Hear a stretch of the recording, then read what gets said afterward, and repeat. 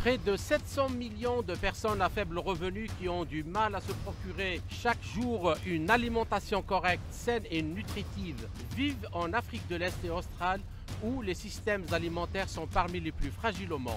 Ces pays subissent des sécheresses d'une gravité sans précédent exacerbées par le changement climatique. Depuis 2019, près de 50 millions de personnes supplémentaires ont plongé dans une insécurité alimentaire aiguë à travers l'Afrique subsaharienne à cause de la sécheresse, les conflits et la pandémie de Covid-19. Situation aggravée par le contexte de la crise en Ukraine. De surcroît, alors que les chocs induits par le climat sur le système alimentaire se produisaient auparavant une fois tous les 10 ans en moyenne, ils frappent maintenant tous les 2 ans et demi, rendant très ardue la tâche de réémission des économies de ces pays. Pour faire le point sur la situation et tenter de comprendre pourquoi les pays africains n'arrivent toujours pas à s'autosuffire en nourriture malgré la richesse du continent en terres arables, Afrique émergente a sollicité le docteur Souhila Berahou, économiste et chercheuse algérienne en relations internationales.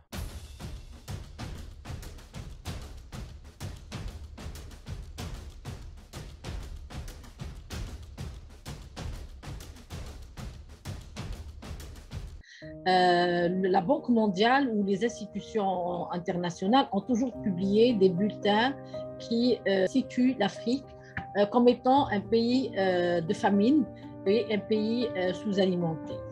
En réalité, oui.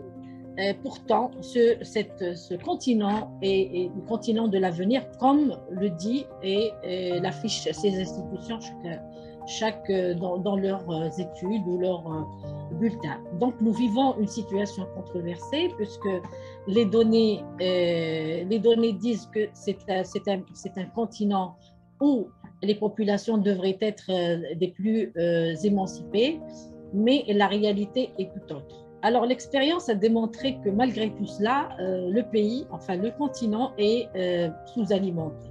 Alors, les raisons sont multiples.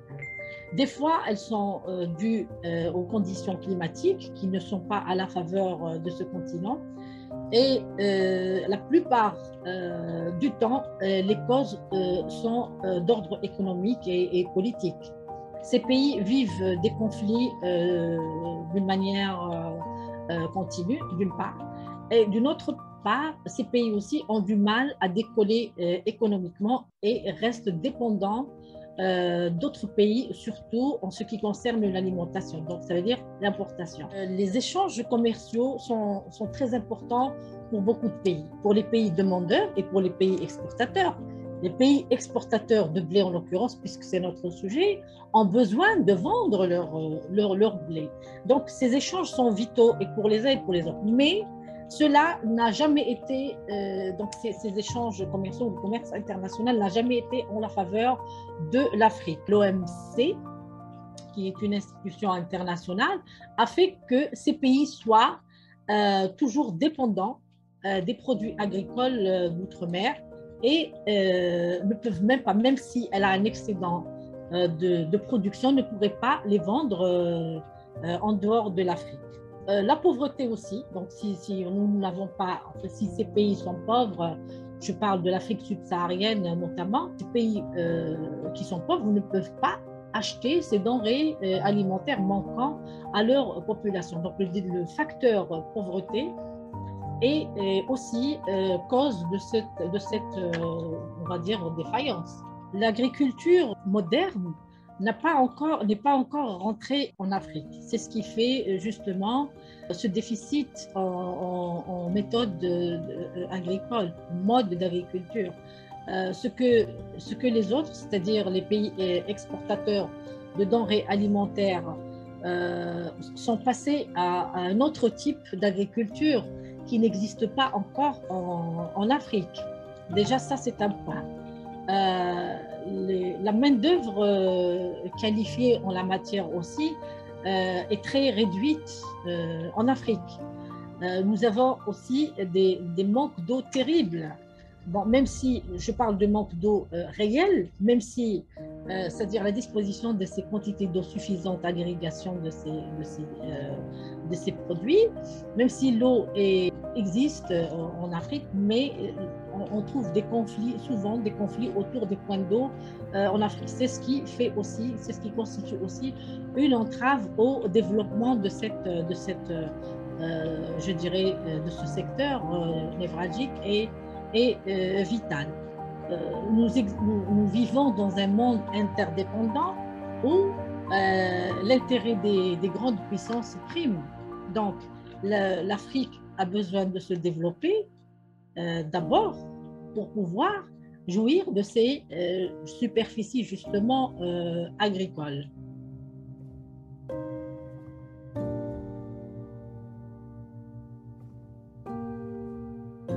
Pour parler de production locale, ça rejoint à ce qu'on disait tout à l'heure. Justement, la production locale est insuffisante pour subvenir aux besoins des populations locales. Pour ce qui est de la production mondiale, elle est largement suffisante. Vous savez qu'on ne parlait que du blé. Le blé est produit donc en dehors de l'Afrique, c'est-à-dire, bon, on parle de quantité là. C'est vrai que les Africains arrivent à produire, mais pas suffisamment. L'Égypte est le premier pays producteur de blé en Afrique. Mais vous savez, quand on parle de suffisance, il y a beaucoup de facteurs. Il y a le facteur démographique qui est déterminant aussi. L'Égypte a quand même 110 millions d'habitants.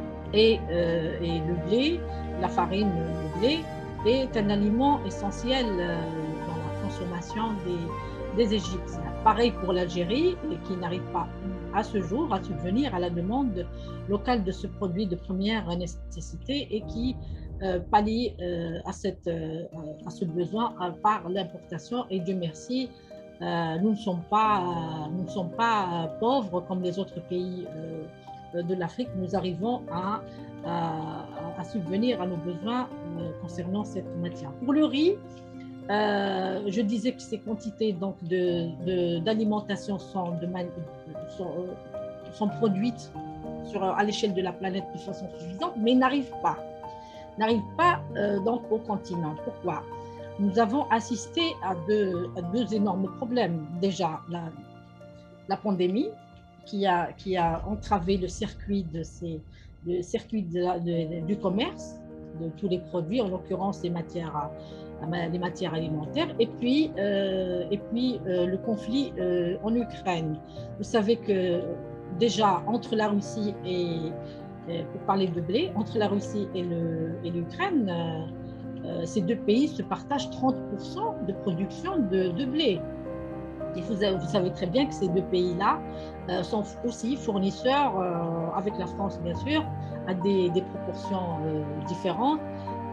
Ce sont les fournisseurs de l'Afrique en matière de blé.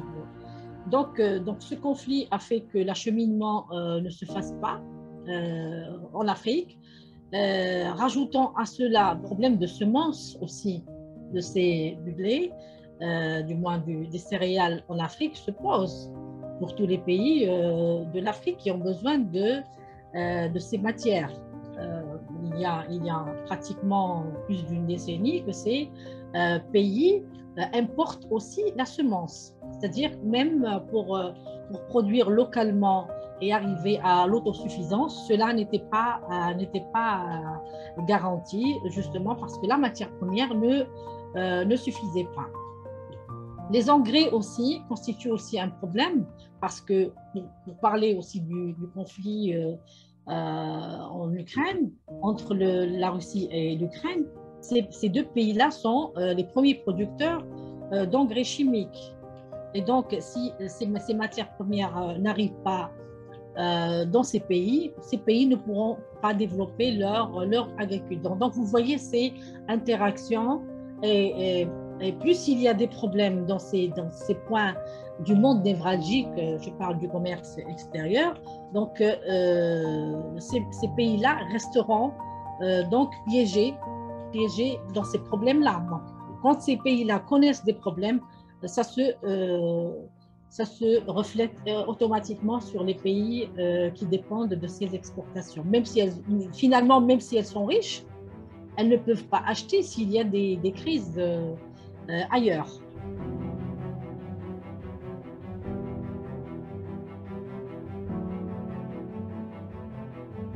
beaucoup de pays ne disposent pas de matières premières, je parle d'engrais chimiques et des intrants de production, et n'arrivent pas justement à les produire pour des raisons politiques, je dirais. Vous savez que l'Afrique a toujours été piégée dans ses relations avec l'ancienne colonie française. La présence économique française est très ancrée en Afrique. Je dirais même, oui, pour ne parler que des pays de MENA, qui sont dans plusieurs pays sont africains, nos rapports avec l'Union européenne, c'est-à-dire nos rapports commerciaux et économiques, n'ont été bénéfiques que pour l'autre partie, c'est-à-dire que pour l'Europe. Cela a gêné justement le développement économique de ces pays. Pareil aussi pour d'autres pays africains, même en essayant de créer des espaces économiques comme l'ECOWAS, mais ne sont pas arrivés à leur autosuffisance, malgré, je dirais, les tentatives et la volonté de sortir de ce piège économique et ces relations économiques avec l'Union européenne. Maintenant, nous assistons à une autre ère où d'autres orientations se sont mises en place. Cela aussi est valable pour l'Algérie. Nos rapports commerciaux avec l'Union européenne ont changé.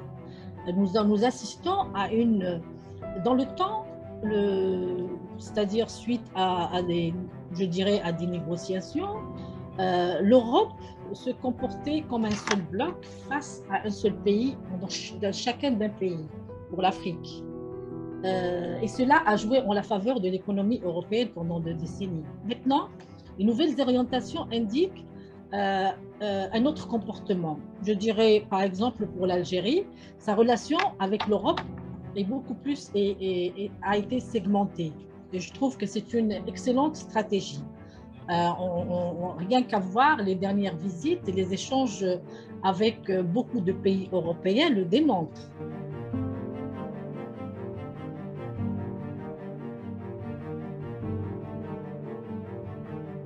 Nous assistons à une autre ère où changement il y aura.